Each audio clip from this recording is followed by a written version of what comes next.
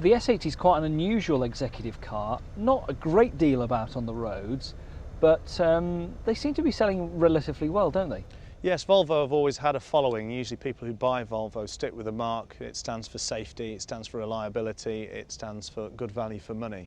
And I mean, how does it sort of figure in the marketplace? Is it as good as a 5 Series or better than a Mercedes? I would say that most of these vehicles are very similar. To drive them you'll find very subtle differences, but it just depends on where you want to place your money. With the Volvo though, they're very well engineered, ultra reliable.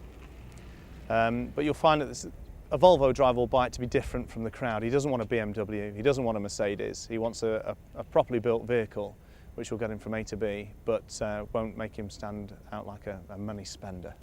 Looking at the sort of prices of this car, it was about 23, 24 when it was new, although they've realigned prices now. But at 16.5 for this, it's holding on to its money relatively well, isn't it?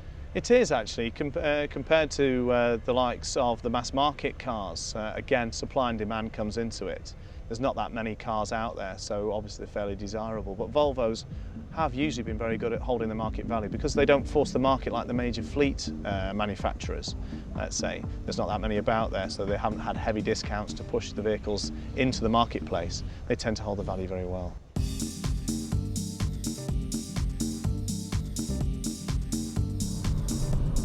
It's hard to believe that Volvo build cars so well these days that are stylish and practical and good to drive when you look back at the rather dull cars that they produced through the 70s and 80s and early 90s.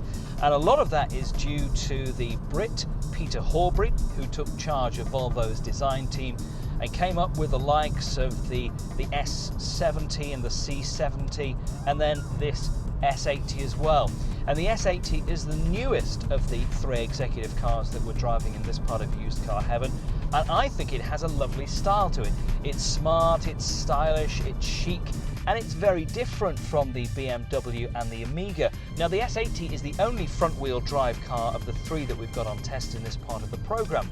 Do you notice that? No, to be perfectly honest, you don't. You'd have to push it very, very hard indeed and get it seriously out of shape to put that down to it being front-wheel drive. You can have a lot of fun in it as well. It does handle particularly well, which is quite surprising for this sort of car, but it's probably at its best cruising up and down the motorway, and it's supremely comfortable. I don't think I've ever been in seats as comfortable as you find in the S80. If you don't want to go with the crowd and fancy being a bit different, the S80 from Volvo could be just what you're looking for. They're rare on our roads and prices hold up well. We've seen examples around now, such as an early R-Edge 140 brake horsepower 2.4 for under £13,000. If you want a quicker S80, well, expect to pay around £20,000 for an R-Edge T6 or £24,000 for a W-Reg 2.9 SE Auto.